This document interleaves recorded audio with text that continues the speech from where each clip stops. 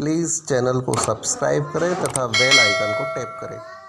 कैकी तथा बहुएकी फलन के बाद नेक्स्ट पार्ट जो है हमारा वो है आच्छादक फलन का ऑन टू फंक्शन, जिसको जानना बहुत ज़रूरी है व्युत्क्रमणीय फलन के लिए।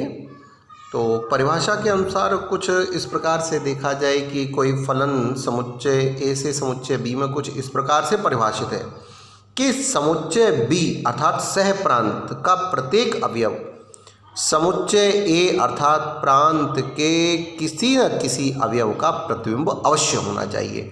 अर्थात समुच्चय बी सह प्रांत का कोई भी अवयव ऐसा नहीं होना चाहिए जो समुच्चय ए के किसी भी अवयव का प्रतिबिंब न हो। अर्थात इस समुच्चय के प्रत्येक अवयव यहाँ के किसी न किसी अवयव से संबंधित अवश्य होने चाहिए। इसको इस प्रकार से भी पढ़ सकते हैं कि जब परिसर और सहप्रांत अगर आपस में बराबर आ जाते हैं तब ऐसे जो फलन होते हैं वो आच्छादक फलन कहलाते हैं। अर्थात इस प्रकार परिभाषित हो कि प्रत्येक अवयव समुच्चय के किसी न किसी अवयव का प्रतिबिंब अवश्य हो, तब इस प्रकार का फलन आच्छादक फलन होता है। जैसा कि मैंने ये उदाहरण में दिखा भी रखा है, एक समुच्चय ए है, दूसरा समुच्चय बी है। ए में अवयव है A B C D E, जबकि बी में 1 2 3 4 5। तो बी के देखो ये 5 के पाँचों अवयव 1 से लेके 5 तक ये समुच्चय ए के किसी न किसी अवयव के प्रतिबिंब अवश्य हैं।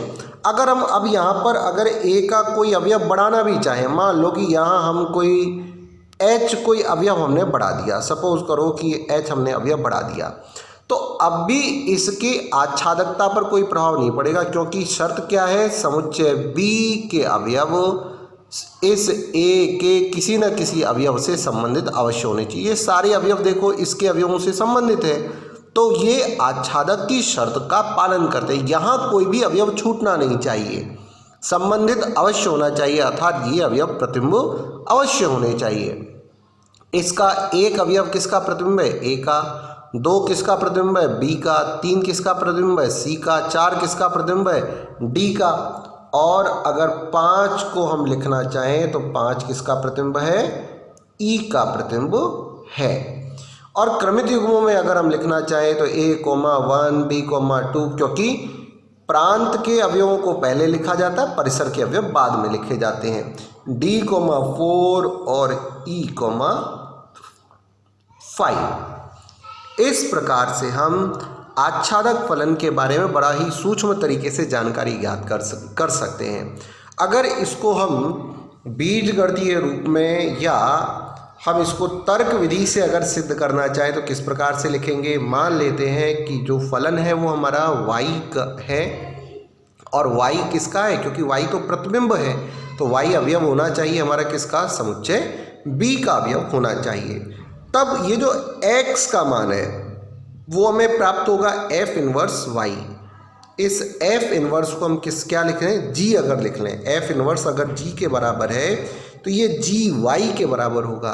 तो ये जो x, क्योंकि ये तो समुच्चय a का अवयव होता है, तो प्राप्त x का मान अगर समुच्चय a का अवयव हो जाए तब ये जो फलन है वो हमारा आच्छादक फलन कहलाता है, जहाँ प्रत्येक स्थिति में y जो है वो समुच्चय b का अवयव होना जरूरी है। उदाहरण के अनुसार कुछ इस प्रकार से लिख सकते हैं कि ये f एक कोई फलन है r से r में fx बराबर 4x + 1 है, जहाँ r वास्तविक संख्याओं का समुच्चय। तो किस प्रकार से हम इसे आच्छादक दिखा सकते हैं, हमने मान लिया कि fx बराबर y के जो r का अवयव है 4x + 1 बराबर y, एक का पक्षांतर किया 4x बराबर y - 1, x का मान आ गया y - 1/4। ये मुख्य मान है कि हमें x का मान y के पदों में ज्ञात करना होता है।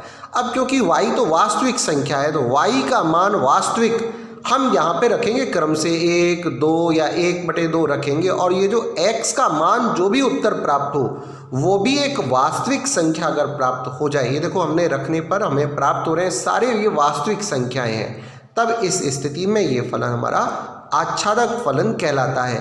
अर्थात y के वास्तविक मान के लिए अगर x का मान भी वास्तविक प्राप्त हो रहा है तब यह फलन जो है वो हमारा आच्छादक फलन कहलाएगा। इसको हम आगे एक और उदाहरण में समझेंगे।